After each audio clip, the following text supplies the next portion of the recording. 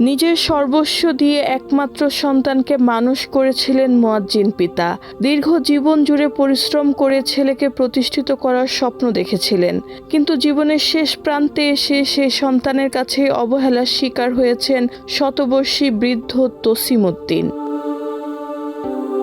স্থানীয় সূত্রে জানা গেছে, প্রায় 130 বছর বয়সী তসিমউদ্দিনকে একমাত্র ছেলে রায়হানের ঘরে থাকতে দেন না। ছেলের ঘর থেকে বিতাড়িত হয়ে তিনি বর্তমানে অন্যের বাড়ির বারান্দায় মানবেতর জীবনযাপন করছেন।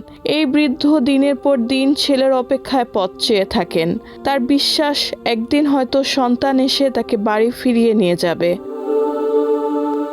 তসিমউদ্দিন জানান, দীর্ঘ 52 বছর তিনি মসজিদে মুয়াজ্জিন হিসেবে দায়িত্ব পালন করেছেন, অথচ আজ একবেলা গরম খাবারের নিশ্চয়তাও নেই তার জীবনে। কান্না জড়িত কণ্ঠে তিনি বলেন, আমার ছেলে বলে, তোমার পা যেন আমার ঘরে না পড়ে। অসহায় এই বৃদ্ধা এখন পাবনা সদর উপজেলার কৃষক হেলালের বাড়ির বারান্দায় দিন কাটাচ্ছেন।